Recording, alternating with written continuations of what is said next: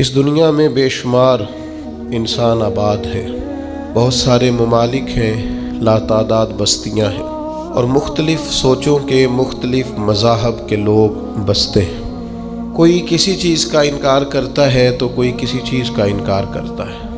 کوئی معاذ اللہ تعالی جنت و دوزخ کا منکر ہے، کوئی تقدیر کا انکاری ہے۔ کچھ لوگ ایسے بھی ہوتے ہیں جو کلمہ گو ہو کر بھی حضور کے معراج جسمانی کے انکاری ہے۔ کوئی اولیاء کے، صوفیاء کے، بزرگان دین کے طریقہ تصوف کے انکاری ہیں۔ پھر اس سے اور آگے بڑھ جائیں تو معاذ اللہ تعالی قرآن مجید ہمیں بتاتا ہے کچھ ایسے بھی تھے جو نبیوں کے، رسولوں اور پیغمبروں علیہ السلام کے انکاری تھے۔ نقل کفر نہ باشد، کچھ لوگ تو اللہ کا بھی انکار کرتے ہیں، وجود باری تعالیٰ کے ہی سرے سے قائل نہیں ہے۔ تو اس دنیا کے اندر بہت سارے مذاہب، بہت سارے لوگ اور بہت ساری چیزوں کا لوگ انکار کرتے ہیں۔ ایک چیز ایسی ہے جس کا کوئی منکر نہیں، ایک نظریہ ایسا ہے جس کا کوئی انکار نہیں کرتا، اور وہ کیا ہے؟ وہ موت ہے۔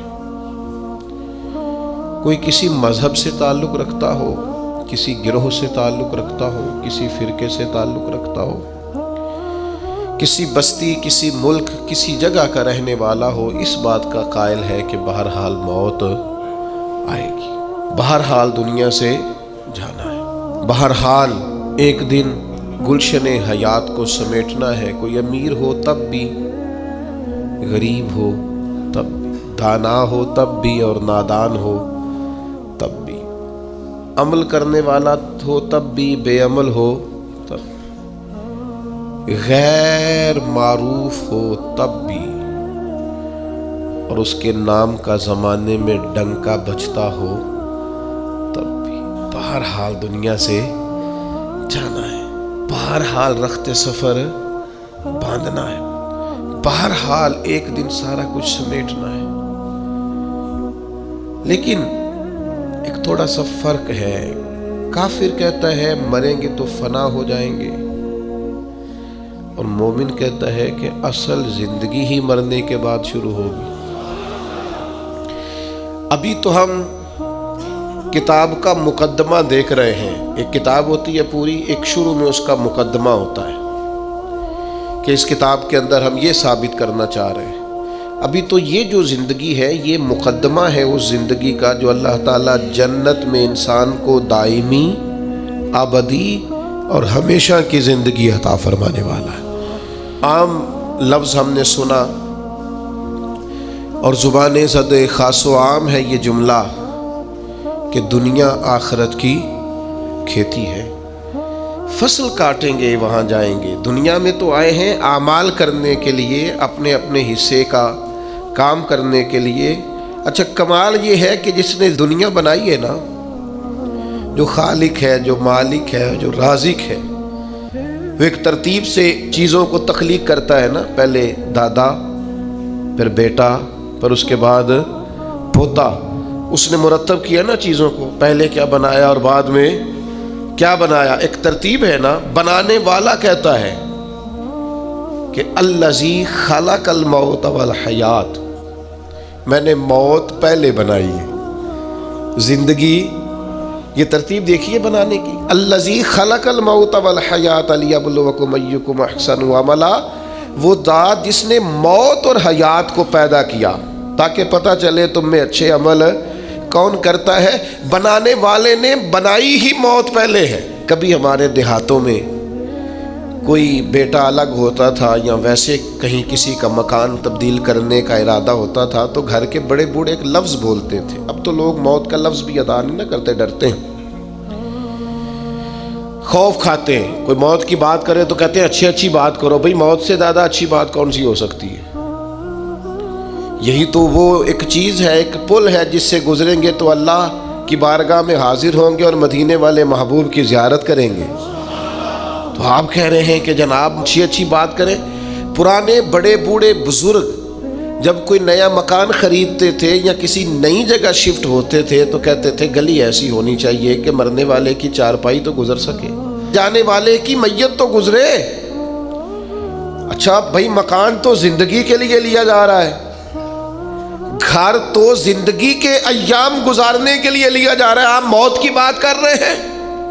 تو میرا خیال ہے ان کا فلسفہ اس لیے درست تھا کہ قرآن کہتا ہے الذی خلق الموت والحیات، بنانے والے نے بنائی ہی موت پہلے، یہ پہلے بنائی، اور پھر یہ کہ کوئی بچے گا، پھر یہ کہ کوئی ایسا ذی روح ہے جس میں جان تو آئی ہو موت نہ آئے۔ کلو نفس ذائقۃ الموت، ہر ذی روح نے، ہر جان نے موت کا ذائقہ چکھنا ہے۔ باقی زندگی میں ذرا مطلب ڈیوٹی اس طرح کی کرے، ذائقہ ذائقہ ہی ہوتا ہے، کڑوا بھی ہوتا ہے اور میٹھا بھی ہوتا ہے، پسندیدہ بھی ہوتا ہے اور ناپسندیدہ بھی ہوتا ہے، ذائقہ نہایت شاندار بھی ہوتا ہے، ہاں نہایت شاندار بھی ہوتا ہے، اور نہایت بد مزہ بھی ہوتا ہے ذائقہ۔ تو موت کا ذائقہ بھی بلا مثال و بلا تشبیہ کچھ لوگوں پر بڑا کڑوا ہے۔ حضرت سعد بن ربیع جیسے لوگ بھی ہیں، جنگ احد میں کچھ ایسے صحابہ بھی ہیں جنہوں نے اپنے زخمی وجود کو گھسیٹا ہے اور لا کر اپنے سروں کو حضور کے مقدس قدموں پہ رکھا ہے۔ نجم کی اے خدا آرزو ہے یہی، اور عاشق زار کی آبرو ہے یہی، موت کے وقت سر ان کے قدموں میں ہو، دید ہوتی رہے، دم نکلتا رہے۔ یہ بھی موت ہے، این بالکل حضور علیہ السلام کی بارگاہ میں، حضور کے سامنے بالکل۔ تو بھائی یہ ذائقہ ہے، موت ایک ذائقہ، اس ذائقے کو چکھنا ہے۔ تو جو ذائقہ دنیا میں جس طرح کے اعمال کریں گے، آخر میں ذائقہ بھی اسی طرح کا نصیب ہو جائے گا۔ پھر ایک بات اور ہمیشہ ذہن میں رہے کہ موت کا وقت مقرر ہے۔ حضرت مولا علی شیر خدا رضی اللہ تعالیٰ عنہ سے کسی نے کہا کہ آپ اپنے ساتھ کچھ گن مین کیوں نہیں رکھتے؟ اچھا یہ بھی سن لیجئے، گن مین رکھنا کوئی ناجائز نہیں۔ ایسی باتیں سن کے بعض لوگوں پر تنقید بھی کر رہے ہوتے ہیں۔ صحابہ نے خود تلواریں لے کے حضور کے خیمہ نور کا پہرا دیا ہے۔ یعنی کچھ چیزیں ایسی ہیں جن کو ہم نا توکل کی اصل حقیقت کو ہمیں سمجھنا چاہیے۔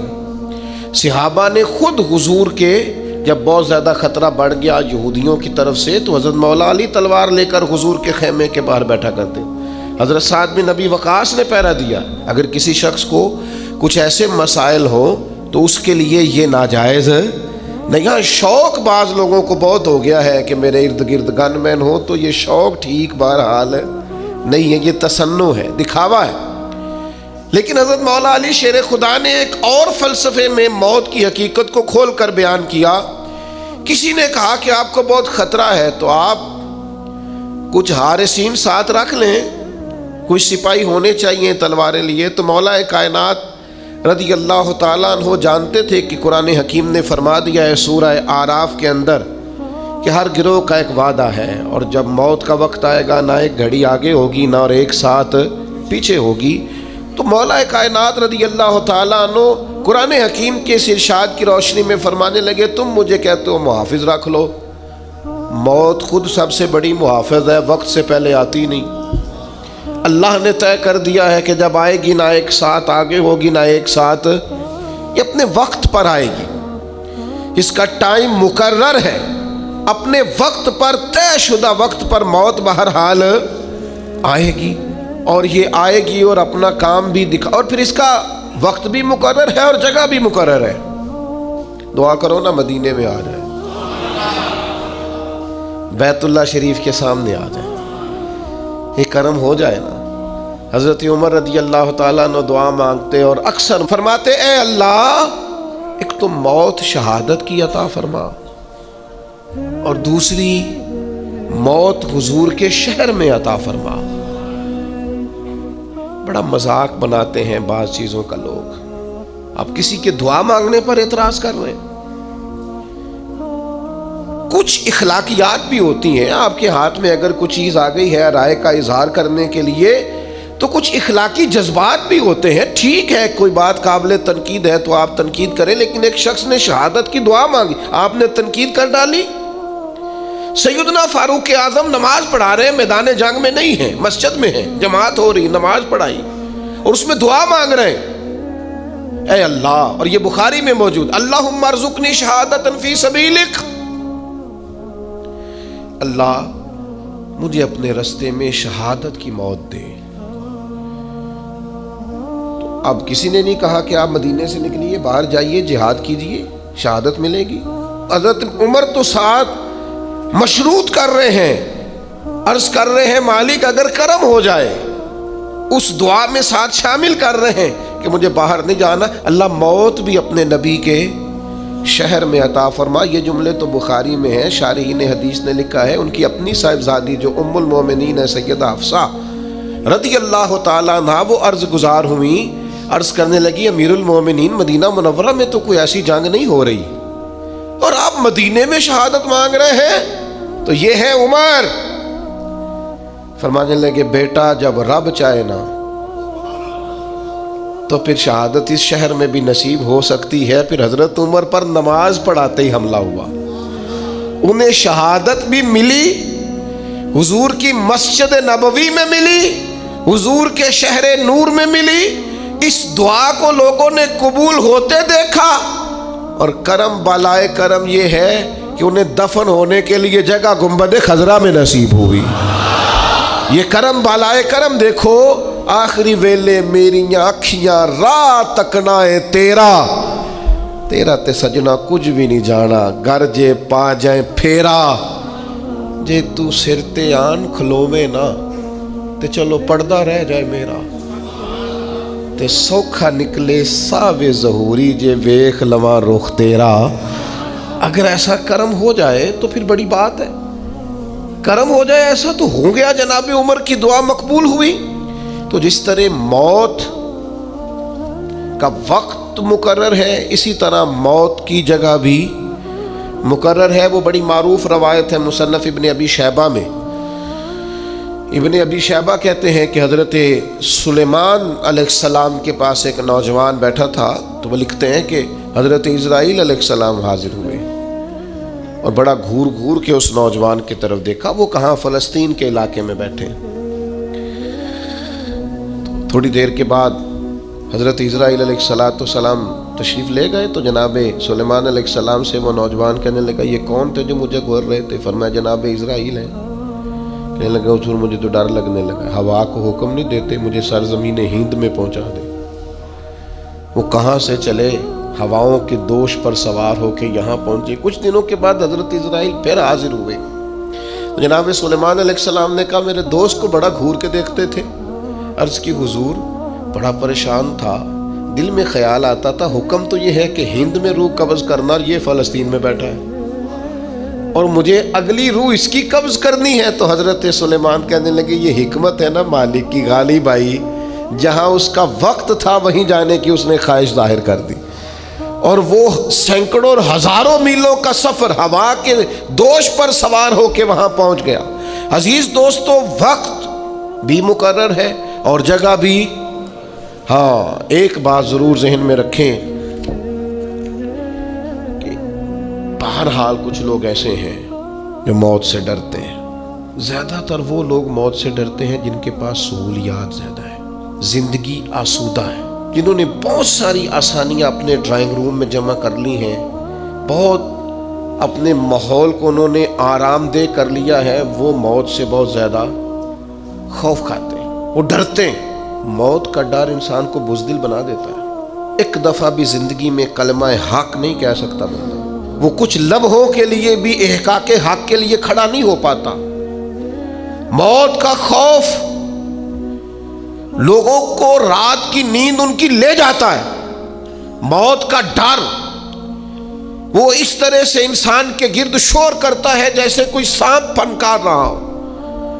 موت جن لوگوں کے قریب آ جاتی ہے وہ بزدل ہو جاتے ہیں، وہ صرف سانپوں سے نہیں ڈرتے، رسیوں سے بھی ڈرتے پھرتے، چھوٹی چھوٹی چیزوں کے معاملے میں خوف زدہ ہو جانا، زندگی اپنے لیے دشوار کر لینا، اور اس کی دلیل صحیح حدیث میں موجود ہے۔ نبی کریم صلی اللہ تعالی علیہ وسلم نے فرمایا صحابہ سے کہ قیامت کے قریب لوگ تم پر اس طرح ایک دوسرے کو بلائیں گے جیسے کھانے پہ بلایا جاتا ہے، آؤ مسلمانوں کو ماریں، آؤ مسلمانوں کو ماریں، آؤ لوگ دعوت دیں گے مسلمانوں کے قتل عام پر۔ تو چونکہ صحابہ جذبہ جہاد سے معمور لوگ تھے، ان کے اندر تو ہر وقت ولولہ رہتا تھا، وہ تو شہادت کی آرزوئیں لیے کبھی بدر میں، کبھی احد میں، کبھی خندق میں، کبھی حنین میں، ہر جگہ وہ تیار بیٹھے رہتے تھے۔ تو عرض کی یا رسول اللہ ایسے کیسے ہو جائے گا؟ کیا ہم لوگ تھوڑے ہو جائیں گے؟ مسلمان محدود ہوں گے؟ فرمایا تم تو بڑی تعداد میں ہوگے، مسلمانوں کی کثرت ہوگی، 56 کے قریب اسلامی ممالک۔ تو یا رسول اللہ پھر کافر ہم پر کیسے لوگوں کو بلائیں گے؟ تو فرمایا تمہیں وہن ہو جائے گا، کمزوری آ جائے گی۔ یا رسول اللہ وہ کیسے آتی ہے؟ فرمایا جب دنیا سے پیار ہو جائے اور موت کو بندہ ناپسند کرنے لگے، اسے موت سے کراہت آئے، وہ ڈرے کہیں مر نہ جاؤں، کہیں موت نہ آ جائے۔ جو ڈر ڈر کر مریں گے مر وہ بھی جائیں گے، اور جو مولا علی شیر خدا کی طرح میدان میں تلوار لگنے پر کہیں گے شہادت کے وقت کہ فزت برب الکعبہ، لو بھی کعبے کے رب کی قسم علی کامیاب ہو گیا ہے، تو چلے تو وہ بھی جائیں گے، رخصت تو وہ بھی ہو جائیں گے۔ تو زندگی تو ان کی بھی بیت گئی، لیکن کچھ ایسے لوگ ہوتے ہیں، حضرت علی فرمایا کرتے تھے علی نہیں گھبراتا، علی موت پہ جا گرے یا موت علی پہ آ گرے، ہم نہیں گھبراتے، یہ بس یہ آنی تو ہے، یہ گھر میں بھی آئے گی، بستر پہ بھی آئے گی، ہاسپٹل میں بھی آئے گی۔ تو کیا شان ہے کہ حسین ابن علی کا سر کٹ بھی گیا ہے پھر بھی سب سے اونچا ہی نظر آتا ہے، پھر بھی اونچا ہی نظر آتا ہے۔ بھائی خوف نہیں، موت کی جگہ بھی مقرر ہے، وقت بھی مقرر ہے، اور یہ طے ہے۔ اور آپ مجھ سے ناراض نہ ہوئیے گا، اتنے زیادہ دعوے نہیں کرنے چاہیے میرے بچوں کا کیا بنے گا۔ آپ راضی کے بچوں کے؟ میرے گھر کا بنے گا کیا ہے؟ آپ کیا ہے؟ ہم بھلا ہم پالتے ہیں بچوں کو، جن کے والدین ان کے پیدائش سے پہلے انتقال کر جاتے، کبھی ان لوگوں کو دیکھو کتنے کتنے بڑے انقلاب برپا کیے ان لوگوں۔ وہ ہمارے علماء نے مسئلہ لکھا ہے، فرمایا جس کے والدین موجود ہوتے ہیں نا، اس کی بھی رب ہی پرورش کرتا ہے، لیکن بالواسطہ کرتا ہے ماں باپ کے ذریعے سے، لیکن فرمایا جس کے ماں باپ کو لے جاتا ہے نا، یتیم ہو جاتا ہے، اس کی تو ڈائریکٹ رب کریم پرورش فرماتا ہے، وہ تو بلا واسطہ ہے۔ اب تو اللہ تبارک و تعالیٰ کا کرم ہی اس کی نگہداشت کرتا ہے، اب تو اللہ کی رحمت کا حصار اس کے گرد ہوتا ہے۔ موت کے معاملے میں اپنے آپ کو مضبوط کریں، ذہنی طور پر طاقت۔ 2 حدیثیں کنز المال سے عرض کرنی ہے، آپ نے یاد رکھیں گے انشاءاللہ تعالی۔ ایک تو حضور نے فرمایا الموت ریحانۃ المومن، فرمایا موت مومن کے لیے گلدستہ ہے، اور دوسرا فرمایا الموت تحفۃ المومن، موت مومن کے لیے تحفہ ہے۔ سمجھو نا یار، یہ دونوں روایتیں کنز المال میں موجود۔ موت مومن کے لیے گلدستہ ہے، موت مومن کے لیے تحفہ ہے۔ اور بول پڑے درویش، وہ کہنے لگے موت تو ایک پل ہے، پل سے گزریں گے تو مدینے والے محبوب کی زیارت نصیب ہو جائے گی، اللہ کا دیدار نصیب ہوگا، گزریں گے تو۔ یہ ایک پل ہے، آج پھولے نہ سمائیں گے کفن میں آسی، قبر کی رات تو ہے ان سے ملاقات کی رات۔ وہ بھائی موت دیکھیں نا، وہ جو ہمارے صوفیاء کہتے ہیں نا موت قبل ان تموت، تم پتہ کیا کرو، اگر تم چاہتے ہو نا موت پھول بن جائے، اگر تم چاہتے ہو نا کہ موت تحفہ بن جائے، تو اس طرح کرو موتو قبل ان تموت، مرنے سے پہلے مر جاؤ، مرنے سے پہلے فنا کر دو ناجائز خواہشات کو، مار ڈالو اپنے اندر سے تکبر کو، مار ڈالو ہرس کو، ہوس کو، طمع کو، لالچ کو، عداوت کو، بغض کو، غیبت کو، اسے مار ڈالو۔ حضرت سلطان باؤ رحمت اللہ علیہ فرمانے لگے کیتی جان حوالے رب دے، اسا ایسا عشق کمایا ہے، مرن تو پہلو ہی مر گیا، باہو تا مطلب نو پایا ہے، نے پہلے ہی تے وارث شاہ وہ کدوں پھر مر دے جنہ کیتیاں نیک کمائیاں نے، مرن تو پہلو ہی مر گئے، باہو تا مطلب نو پایا۔ او بھائی جو چیز ختم کرنے والی ہے اسے ختم کرتے نہیں. اور ایک اور حدیث بھی سناؤں آپ کو مومن کی موت کے تعلق سے. اس کو امام بہقی نے لکھا ہے, نبی پاک صلی اللہ تعالی علیہ وسلم نے فرمایا موت مومن کے لیے گناہوں کا کفارہ ہے. مومن کو کوئی بھی تکلیف آتی ہے تو گناہ معاف ہوتے ہیں نا. حضور نے فرمایا کانٹا بھی چبھے تو گناہ معاف ہوتے ہیں. تو موت کی سختی مومن کے گناہ معاف کراتی ہے. یہ ایک ایسی چیز. اعلیٰ حضرت فاضل بریلوی رحمت اللہ تعالیٰ علیہ فرماتے ہیں بہت سارے بندے ایسے ہوتے ہیں جن کے ذمہ گناہ ہوتے ہیں, لیکن جب ان کا انتقال ہو جائے تو رب ان کے صغائر کو اپنے فضل سے معاف کر دیتا ہے, وہ طیب و طاہر ہو جاتے ہیں. ہاں حقوق العباد کا کوئی مسئلہ نہ ہو, ایسا کوئی مسئلہ نہ ہو جو بندے کے حق سے تعلق رکھتا ہو, باقی اللہ تعالیٰ معاف کر دیتا ہے. کیوں؟ اس لیے کہ موت مومن کے لیے کفارہ بن جاتی ہے. اس کی سختی, اس کی تکلیف انسان کے گناہوں کو. ایک اور بھی چھوٹی سی بات آپ کو سمجھا دوں برسبیل تذکرہ, یہ بھی چھوڑ دیں کہ فلانے کا چہرہ بڑا نورانی تھا اور فلانے کی حالت جو تھی وہ اس طرح کی تھی. کسی کا نورانی چہرہ بتانا تو جائز ہے مرنے کے بعد, لیکن اگر کسی شخص کے چہرے پر بظاہر بیماری کی وجہ سے یا کسی اور وجہ سے کوئی آثار اور ہو تو اس کا مطلب یہ نہیں کہ بندہ برا ہے. یہ ہم اپنے سے بھی طے کر لیتے ہیں نا چیزیں, یہ انداز بھی درست نہیں ہے. بلکہ ہمارے فقہاء نے لکھا ہے غسل دینے والے پر ضروری ہے کہ اچھی بات دیکھے تو بتائے, اور اگر کوئی ناگوار بات دیکھے تو چھپائے. ضروری نہیں ہوتا کہ سارے چہرے چمکدار ہی ہوں, کچھ اس کی حکمت بھی ہوتی ہے. بڑی معذرت کے ساتھ سید الشہداء حضرت امیر حمزہ ہیں رضی اللہ تعالی عنہ, 70 بار جنازہ پڑھا ہے نبی پاک نے ان کا. ہمیشہ حضور احد کے شہیدوں کے مزارات پہ جاتے, جناب ابو بکر جاتے, جناب عمر جاتے, جناب عثمان جاتے, مولا علی جاتے. لیکن حضرت امیر حمزہ کی شہادت تو اس طرح ہوئی تھی کہ ناک کاٹ دیا گیا تھا, آنکھیں نکال دی گئی تھی, ان کا کلیجہ نکال کے چبا لیا گیا تھا. تو جو سب سے بڑے شہید ہیں ان کی تو بظاہر حالت یہ تھی, تو کیا اس پر لوگ جج کریں گے؟ کیا ہم ظاہری صورت پر جج کریں گے؟ اس لیے جو فیصلے حشر میں رب نے کرنے ہیں نا, وہ مہربانی کریں دنیا میں کرنے چھوڑ دیں. جو ہمارا ذمہ نہیں ہے اس پر کلام نہ کریں. جو باتیں عند اللہ ہیں ان کو عند اللہ چھوڑ دیں. ہو سکتا ہے کچھ چہرہ بھی غم زدہ ہو, جب قبر میں حضور کی زیارت کرے تو پھر تازہ دم ہو جائے. یہ دیکھیں نا میاں صاحب کہتے ہیں مرن تو بعد دو مکھڑا میرا ہو جاوے جے تازہ, پھر سمجھ لینا محبوب میرے نے آن پڑے ہے جنازہ. تو بھائی اچھی طرح اس بات کو سمجھ لیں اور اس کو یاد رکھیں کہ ہو سکتا ہے وہ جس کا چہرہ آپ کو بظاہر مغموم لگ رہا تھا اور آپ کو بظاہر لگ رہا تھا کہ وہ چہرہ جو ہے اس وقت تازہ دم نہیں ہے, تو ہو سکتا ہے کسی کے انتظار میں ہو, اور انتظار کی شدت نے یہ حالت کر دی ہو. جب دیدار ہوگا تو تازگی بھی آئی جائے گی, جب کرم ہوگا زیارت ہوگی تو نکھر بھی جائیں گے. اس لیے خود سے فیصلے نہ کریں. بعض لوگ خود سے فیصلے کرنے لگ جاتے ہیں, یہ انداز بھی درست. چلے بات آ گئی ہے, ایک بات اور عرض کروں. آج کل جنازوں پر بھی فیصلہ ہوتا ہے, فلانے کا بہت بڑا جنازہ تھا, بہت اچھی بات ہے.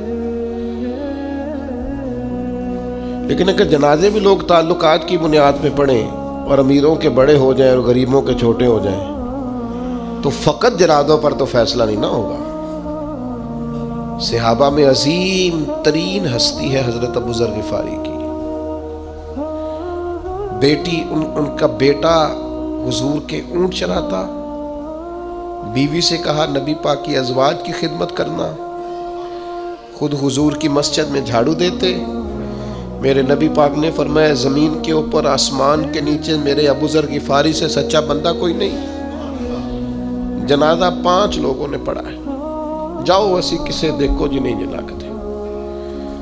نہ کوئی ساڈا دردی, اپنی اکیلے رہتے تھے بیوی کے ساتھ ربضہ میں. اپنی اہلیہ سے کہا جب میرا انتقال ہو جائے تو کفن کے لیے بھی کسی کو تکلیف نہ دینا, یہی میرا کمبل دھو کے اس میں کفن دے دینا اور کھڑی ہو جانا, اللہ بندے بھیج دے گا. تو اہلیہ کہتی ہے میں تنہا عورت دیکھ رہی ہوں, کون آئے گا؟ صحابی رسول کا وصال ہو رہا ہے. سامنے سے سیدنا عبداللہ ابن مسعود چند ساتھیوں کے ساتھ گزرے. ایک عورت کو پریشان دیکھ کے پوچھا بہن کیوں کھڑی ہو؟ کہنے لگے شخصیت کا انتقال ہو گیا ہے، جنازہ پڑھ دو گے؟ تو عبداللہ ابن مسعود نے کہا کون ہے؟ آگے بڑھ کے دیکھا تو کہا اللہ اکبر اللہ اکبر اللہ اکبر۔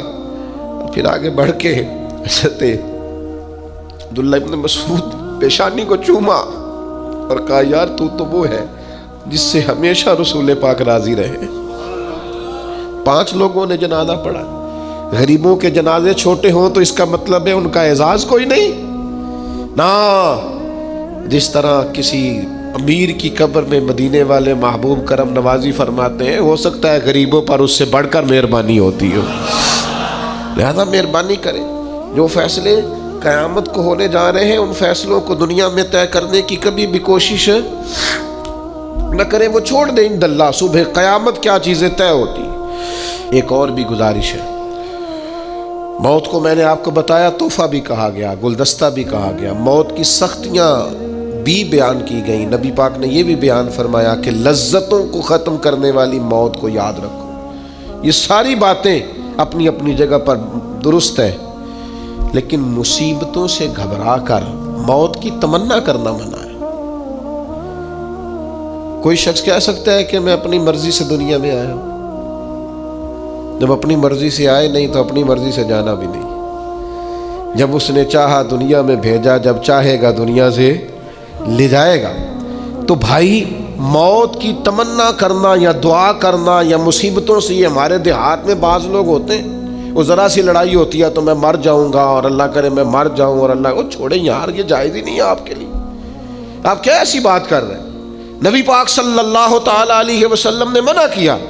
حضرت انس بن مالک رضی اللہ تعالیٰ عنہ حدیث کے راوی ہیں، حضور علیہ الصلوۃ والسلام نے فرمایا تم میں سے کوئی شخص بھی مصیبت آنے پر موت کی تمنا نہ کرے۔ ہاں ایک دعا کی اجازت ہے، بخاری شریف میں ایک دعا کر سکتا ہے۔ وہ دعا کیا ہے؟ وہ دعا یہ ہے کہ الہی جب تک میرے لیے زندہ رہنا بہتر ہے مجھے دنیا میں رکھ، اور جب میرا دنیا سے جانا تیری حکمت کے قریب ہے تو پھر مجھے تو اپنی بارگاہ میں بلا لے۔ ان لفظوں کے ساتھ اس حد تک تو دعا کرنے کی اجازت ہے، لیکن ذرا سی بات پر، ذرا سے جھگڑے پر کہنا میں نے مر جانا ہے اور میں اب ختم ہو گیا، مصیبتیں آئی ہیں ذرا کھڑا تو ہو، انعام تو نے بڑے خوش ہو کے قبول کیے ہیں، ذرا دکھ بھی خوش ہو کے قبول کر، راحتیں اور رحمتوں کو تو نے بڑی آسانی سے قبول کیا ہے، اگر اس کی طرف سے آزمائش آئی ہے تو ذرا قبول کر۔ وہ بڑی مثال مجھے پسند ہے کہ محمود غزنوی کنوں کھا رہے تھے تو انہوں نے وہ پہلا ٹکڑا اس کا نکال کے پہلی کاش ایاز کو دی تو ایاز کھا گئے، تو دوسری اس نے اپنے منہ میں ڈالی تو تھوک ڈالی، کہ ہو بڑا کڑوا ہے، تو نے بتایا نہیں تو کھا گیا۔ تو ایاز بڑا دھیما آدمی تھا، کہنے لگا بادشاہ تیرے ہاتھوں سے ہمیشہ میٹھے ملے ہیں، اب ایک کڑوا آیا ہے میں تھوک دیتا تو یہ کوئی آئین وفاداری تو نہیں تھا، میں نے اس کی کڑواہٹ نہیں دیکھی، میں نے تو وہ ہاتھ دیکھے ہیں جہاں سے ملا ہے۔ تو ہمیں تو غرض اس بات سے ہے کہ یہ اللہ کہتا ہے وَلَنَبْلُوَنَّكُمْ بِشَيْءٍ مِّنَ الْخَوْفِ وَالْجُوعِ وَنَقْصٍ مِّنَ الْأَمْوَالِ وَالْأَنفُسِ وَالثَّمَرَاتِ، میں تمہیں آزماؤں گا نا، میں تمہاری آزمائش کروں گا۔ تو جب آزمائش کرنے والا اللہ ہے، وہ رحمت دے تو ہنس کے قبول کرنا، اور کبھی تکلیف آئے تو کہنا میں انزائٹی پیشنٹ ہو گیا ہوں، مجھے ڈپریشن ہوتا ہے، نا دکھ قبول محمد بخشا، بس راضی رہن پیارے۔ آپ اس بات میں نبی پاک صلی اللہ تعالی علیہ وسلم نے فرمایا، بخاری میں مشکات میں یہ حدیث موجود ہے، اللہ کے حبیب علیہ السلام فرماتے ہیں تم میں سے کوئی شخص موت کی تمنا نہ کرے، فرمایا اگر وہ نیک ہے زندہ رہے گا تو ہو سکتا ہے نیکیوں میں اضافہ ہو جائے، اور اگر بد ہے تو پھر بھی تمنا نہ کرے۔ اوہ بہت بڑی بات کر دی، کریم کی تو ہر بات ہی بہت بڑی ہے۔ فرمایا بد بھی موت کی تمنا نہ کرے، ہو سکتا ہے رب توبہ کی توفیق عطا فرما دے تو توبہ کر کے دنیا سے جائے، بد ہو تو پھر بھی یہ دعا نہ کرے کہ یا اللہ میں رخصت ہو جاؤں، میں چلا جاؤں۔ تو میرے عزیز دوستو بس ایک کام ہے جو کرنے والا ہے، جس کے لیے نبی پاک صلی اللہ تعالی علیہ وسلم نے ہماری توجہ دلائی ہے، موت کو بھولنا نہیں، اسے یاد رکھنا ہے۔ دنیا سے جانا ہے، اس بات کو کبھی بھولنا۔ آپ میں سے جس نے جہاں جہاں جانا ہے سب کو یاد ہے نا، فلاں کام کرنا ہے، فلاں کام کرنا ہے، فلاں کام کرنا ہے، کس کو کتنے بجے کا ٹائم دیا ہے، کس کی گاڑی کتنے بجے کی ہے، سب یاد ہے نا۔ کوئی بھولا ہوا؟ بس موت کو بھی بھولنا نہیں۔ لوگ نہ بھول جاتے ہیں۔ نبی پاک علیہ السلام نے فرمایا اس شخص کو اللہ قیامت کے دن شہیدوں کے ساتھ کھڑا کرے گا جو ایک دن میں 20 مرتبہ موت کو یاد کرتا ہے۔ کیا مطلب ہے یاد کرنے کا؟ تسبیح کرے موت موت موت موت موت 20 پورے کر لے، یعنی 20 بار کم از کم دن میں یہ تصور پیدا کرے کہ مجھے دنیا سے جانا ہے۔ اور اس کا یہ مطلب بھی نہیں کہ دنیا کے سارے کام کاج چھوڑ دے، معنی یہ ہے کہ دنیا کا کوئی کام کرنے سے پہلے بھی سوچ لے مر میں نے جانا ہے، نہ میں رشوت لوں گا، نہ بددیانتی کروں گا، نہ جھوٹ بولوں گا، نہ غیبت کروں گا، نہ کسی کو تکلیف دوں گا، نہ میں کسی کا حق ماروں گا، چونکہ میں نے تو مر جانا ہے۔ 20 بار یہ تصور جمائے تو شہیدوں کے ساتھ کھڑا کیا جائے گا۔ معنی کیا ہے کہ 20 بار جو یاد کرے گا وہ تو چھوڑ دے گا گناہ، اس کی تربیت ہو جائے گی، اسے خیال آئے گا کہ میں مہمان ہوں۔ اور کس طرح اپنی آخرت کو یاد کرے؟ حضور علیہ الصلوۃ والسلام نے فرمایا صبح ہو جائے تو رات کا انتظار نہ کرنا، اور رات ہو جائے تو صبح کا انتظار نہ کرنا۔ یہ نہ سوچنا کہ دن چڑھے گا، بس تم خیر کر گزرو، نیکی کر گزرو۔ ایک بات صرف ذہن میں کبھی نہیں بھولنی، الایمان بین الخوف والرجاء۔ ایمان کی تعریف یہ ہے کہ خدا سے ڈرتا بھی رہے اور اللہ کی رحمت کی امید بھی رکھے، ہمیشہ اعلیٰ گمان رکھیں اپنے رب سے، اعلیٰ ترین گمان، کمال۔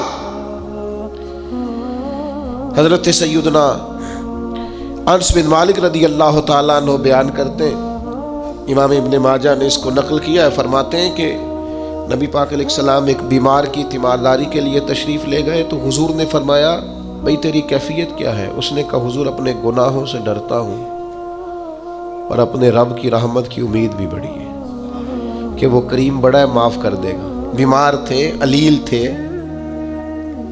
گناہوں سے ڈرتا ہوں پر اس کی رحمت پر امید بڑی مضبوط ہے۔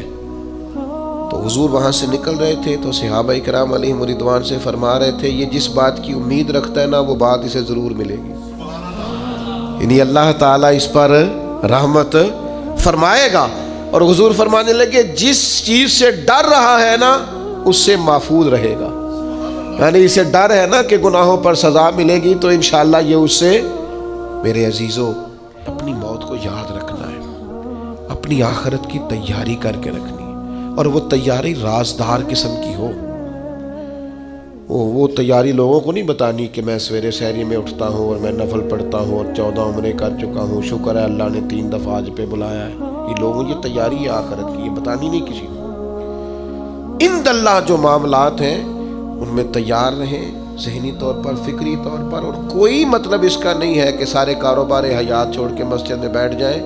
بس جہاں بیٹھیں یہ یاد رکھیں دنیا سے جانا ہے، جو کروں گا دیانتداری سے کروں گا، اللہ سے ڈر کے کروں گا، اپنی موت اور حشر اور آخرت کے لیے تیار رہیں۔